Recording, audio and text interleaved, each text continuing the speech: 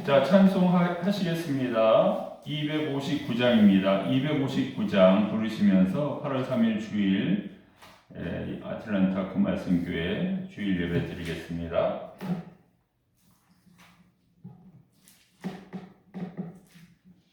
259장입니다. 예수 십자가에 흘린 피로써 그대는 씻기어 있는가? 더러운 죄 희게 하는 능력을 그대는 참을지 하는가? 예수의 보혈로 그대는 씻기어 있는가? 마음속에 여러 가지 죄악이 깨끗이 씻기어 있는가? 주 예수와 밤낮으로 늘 함께 그대는 행동을 하는가? 아무 때나 어디서나 그대는 십자가 붙들고 있는가? 예수의 보혈로 그대는 씻기어 있는가?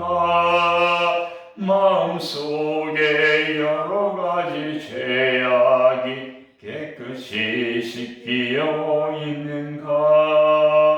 주님 예수 다시 올 때 그대는 영접할 예복이 있는가? 그대 몸은 거룩한 곳 천국에 들어갈 준비가 됐는가?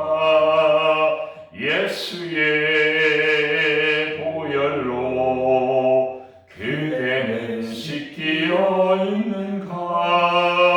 마음속에 여러 가지 죄악이 깨끗이 씻기어 있는가? 모든 죄에 더러워진 예복을 주 앞에 지금 다 벗어서 샘물같이 솟아나는 보혈로 눈보다 더 익게 씻으라. 예수의 보혈로 그대는 씻기어 있는가? 마음속에 여러 가지 죄악이 깨끗이 씻기어 있는가? 기도하겠습니다. 하나님 아버지, 금년도 벌써 8월 달에 접어들게 되었습니다. 많은 홍수와 장마철이지만 하나님께서 이렇게 사랑과 자비를 베풀어 주셔서 저희 교회가 예배드리게 하여 주심을 감사와 찬양을 드립니다. 일주일 동안 고생하고 수고하였는데 또 주일 하나님을 찬양하고 하나님께 영광 돌리는 시간을 갖게 하여 주심을 감사와 찬양을 드립니다. 사도행전을 읽으면서 바쁜 세상 일 가운데서 말씀을 묵상케 하시고 전독케 하시고 하나님의 일을 감당하며 하나님의 빵을 먹는 우리 하나님의 친백성들이 다 될 수 있도록 역사하여 주시옵소서. 예수님의 이름으로 기도하옵나이다. 아멘. 사도행전 2장을 보겠습니다.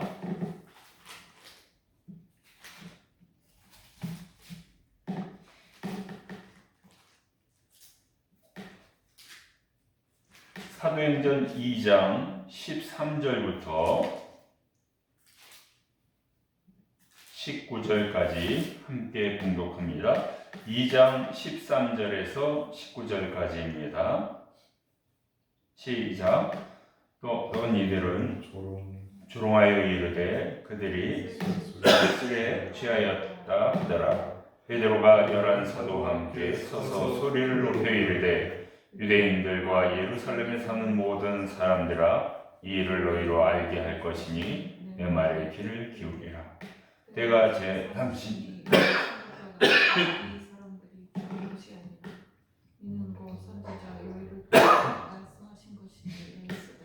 하나님이 말씀하시기를 말세 내가 내 영을 모든 육체에 부어주리니 너희의 자녀들은 예언할 것이요 너희의 젊은이들은 환상을 보고 너희의 늙은이들은 꿈을 꾸리라. 그때 내가 내 영을 내 남종과 여종들에게 부어주리니 그들이 예언할 것이요 또 내가 위로 하늘에서는 아래 땅에서는 징조를 베풀리니 곧 피와 불과 영기로다. 아멘.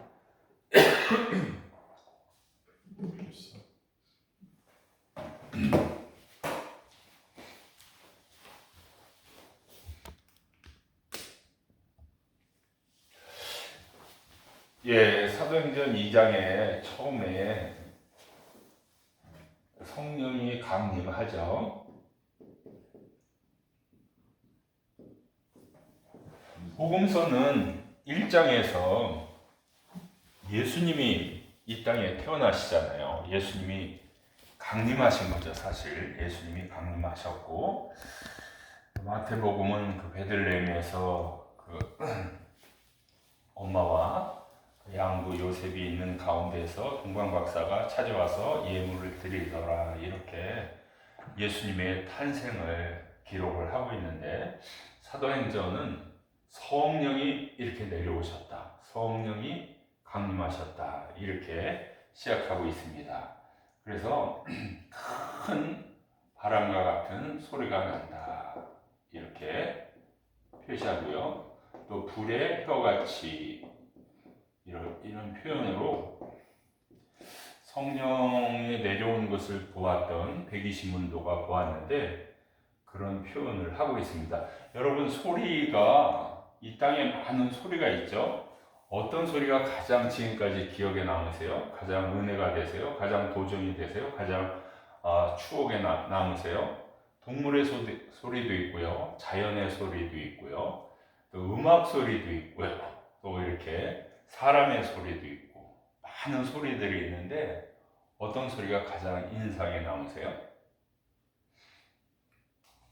그 구약 성경에는 하나님이 소리를 통해서 기드온 300용사가 미디안 족속을 쳐 부수고 이기는 이야기가 나오죠.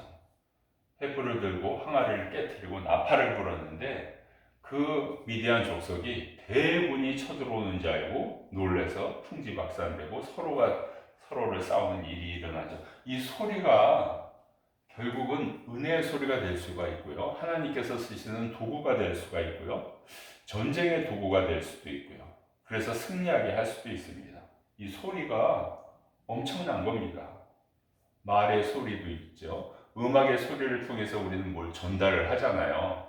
그 메이저는 좀 밝은 것을 전달하고 마이너 노래는 슬픔을 또 전달하고, 이 소리가 정말 다양합니다. 그렇죠?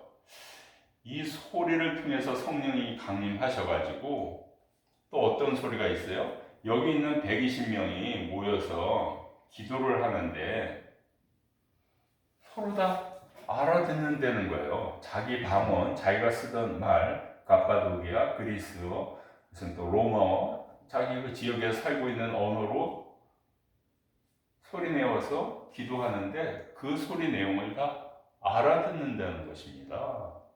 참 놀라운 일이 사도행전 2장에서 등장하고 있습니다. 근데 지나가던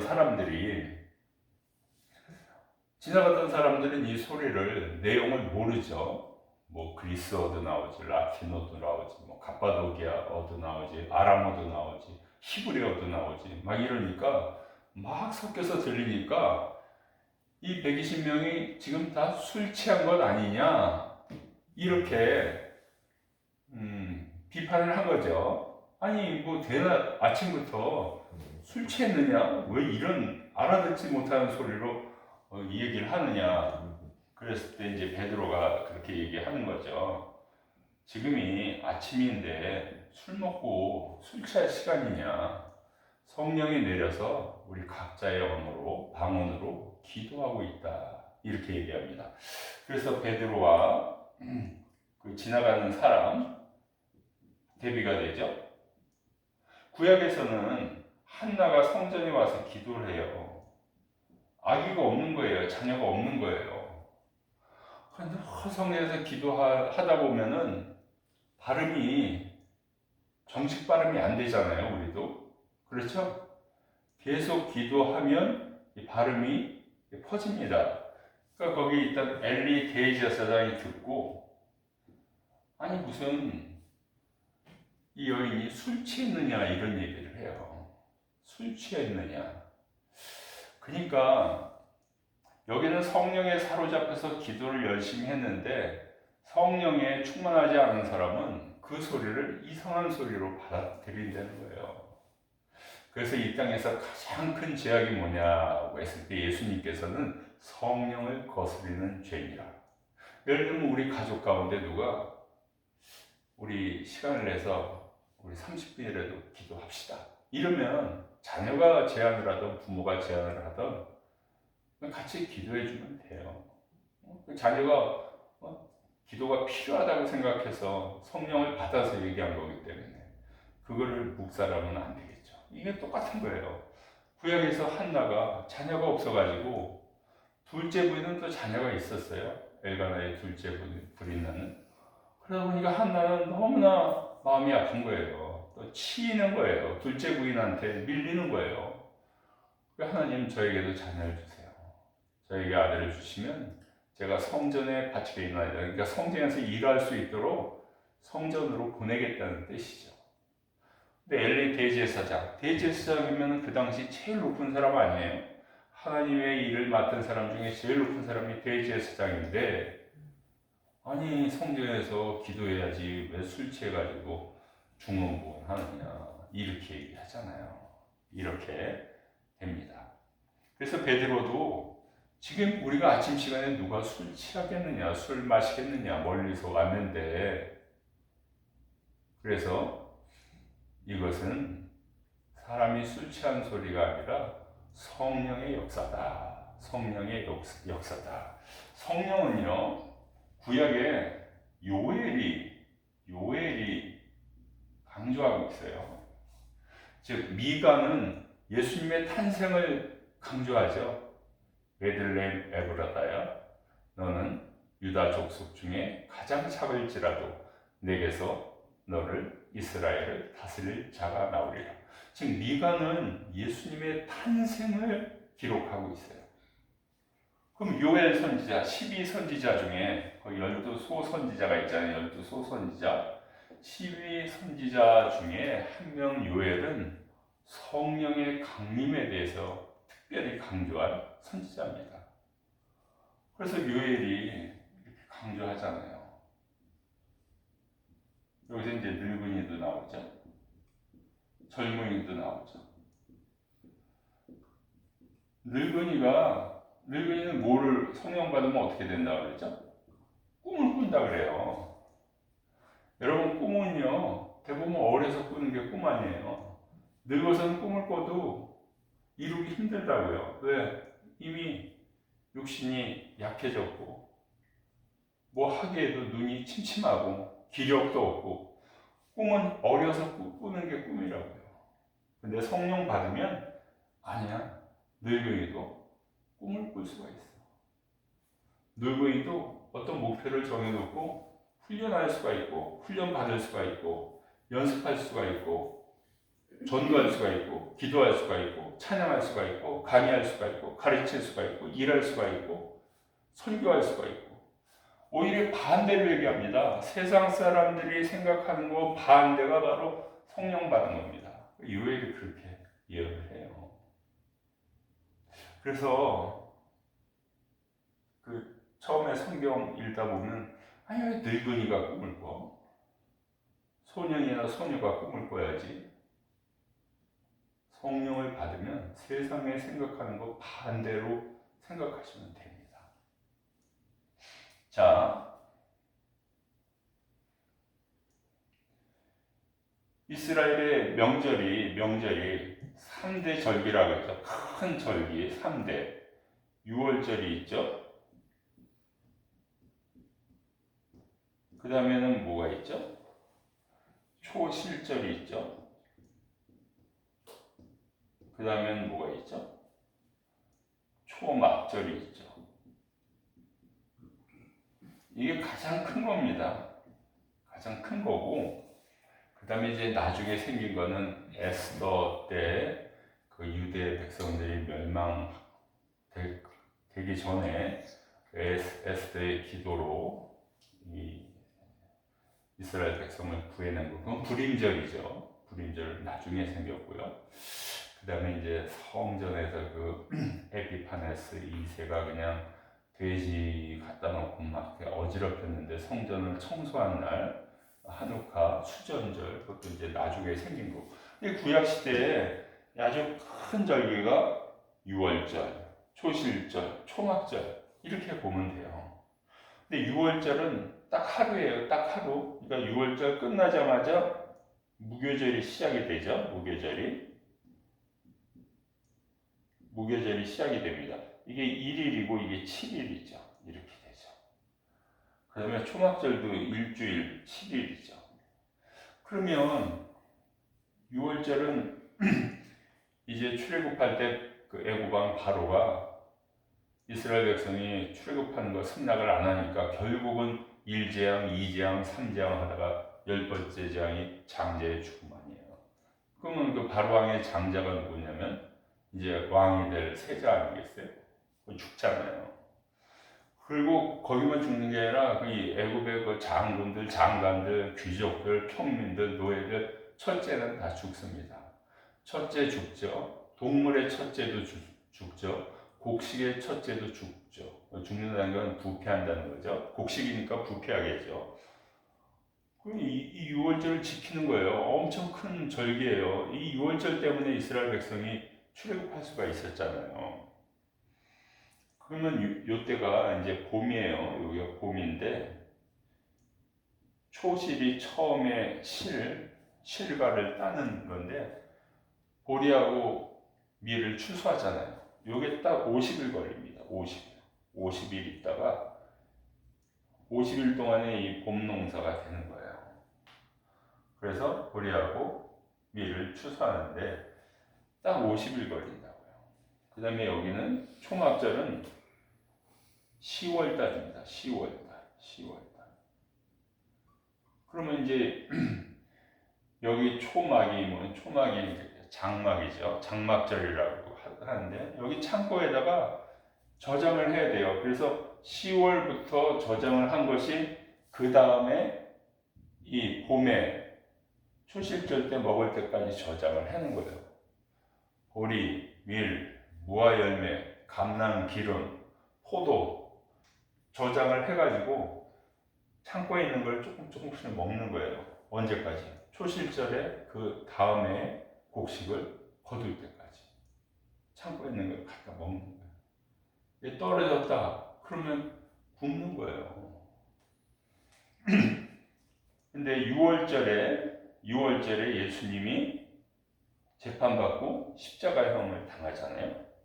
십자가형을 당합니다. 그렇죠? 6월절에. 그리고 40일 동안 부활하셔서 이 땅에 계시죠.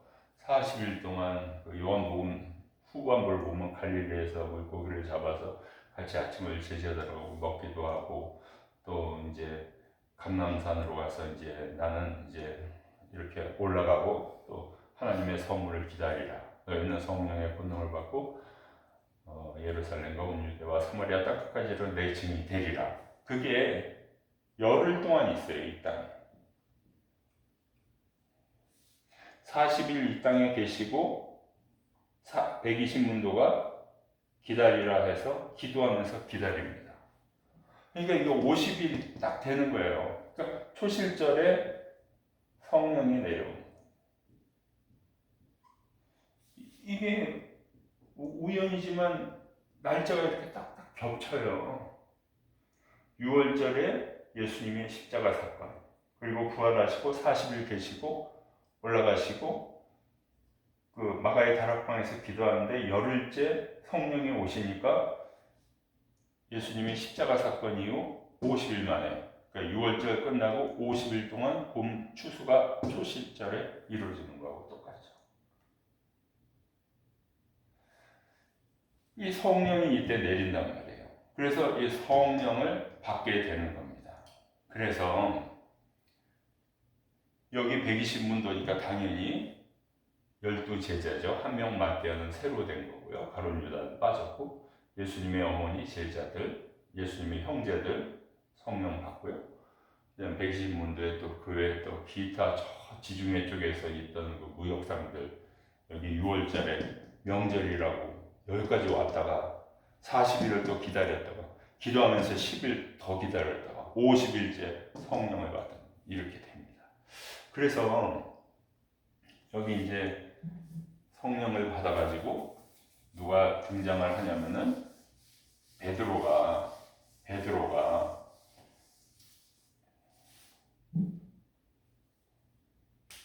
여기서도 베드로가 여기 사람에 대해서 아니 우리가 무슨 술에 취했느냐 하면서 우리는 성령을 받은 거라 이렇게 얘기를 하잖아요. 베드로가. 그래서 이 베드로가 이제 얘기하는 것을 보면 이 사도행전은 하나의 변증이라는 것을 알 수 있습니다. 변증은요 좀 어려운 말인데 변호한다는 거예요. 변호. 기독교에 대해서 변호할 기회가 생겨요. 이런 사람들이 물어볼 때 잘 됐어. 거기에 대한 대답을 하는 거예요. 그렇죠? 또 누가 뭐 물어볼 때 반문할 때 의심할 때 그건 이거야. 즉 설교를 통해서 설교를 베드로가 설교합니다. 어떻게 설교하냐? 성령을 받아서 가능한 거예요. 그 3년 동안 예수님을 따라다녔던 것이 새록새록 기억이 나는 거예요. 설교함으로써 기독교를 변호합니다. 그렇죠? 이렇게 하다 보니까 이 안에 기독교 교리를 찾아볼 수가 있어요. 설교 안에서 설교가 베드로 설교를 통해서 이게 기독교 교리구나, 닥트린이구나, 원칙이구나, 교리구나, 규칙이구나 이걸 알 수가 있습니다. 그 다음에 그러니까 누가 반박해도 좋은 거예요, 사실. 그때마다 성령의 역사를 통해서 반박하면 그게 하나의 글이 되고 사도행전이 됐으니까. 그 다음에 이 자체가 뭐가 돼요? 하나의 역사가 됩니다. 반대하는 사람이 있으니까 오히려 역사가 되고 더 좋아요. 반대 이렇게 대응하고 반대 대응하고. 그 다음에 이게 베드로의 하나의 전기가 되는 거죠. 바이올로지가 되죠. 베드로가 이렇게 살았구나. 베드로가 3년 동안 훈련 받았는데 아무것도 아니지 알았는데 베드로가 이렇게 말씀으로 이렇게 변증하는구나. 하나의 차사점이 되는 거예요. 베드로의. 나중에는 베드로 다음에 바울도 설교 많이 하죠. 그 재판정에 가서 반대쪽에서 계속 공격하잖아요. 논박하잖아요. 그때마다 설교로 변증하잖아요. 기독교를, 예수님을 변호하잖아요. 그러니까 그 안에 보면 교리가 있는 거예요. 또 그런 과정을 통해서 이것이 이렇게 만든 소설이라니까 역사라는 것을 알 수가 있죠. 또 이것도 바울의 전기가 되겠죠. 이렇게 전개가 되고 있습니다. 그래서 이제 이 베드로가 성전 미문에 가게 됩니다. 성전 미문에 가서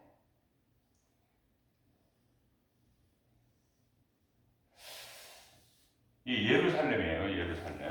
예루살렘이고 이쪽에는 감난산이 있어요. 감난산.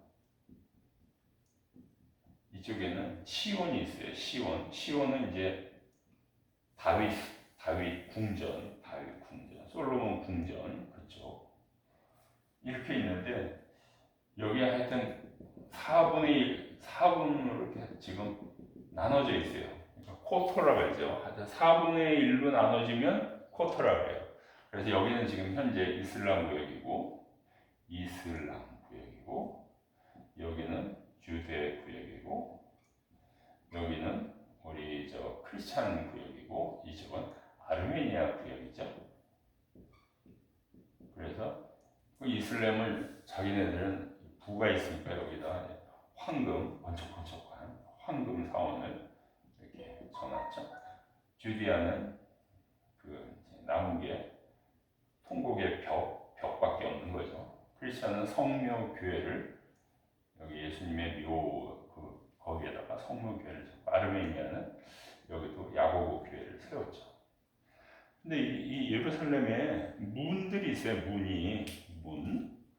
그래서 여기 감람산이잖아요. 감람산. 그러니까 여기 이쪽이 동쪽, 항상 동쪽이 중요하죠. 동쪽에 위문을 세웠습니다. 위문. 그리고 북쪽에서는 저 위에 갈릴리가 있으니까 그 물고기가 들어오잖아요. 물고기가.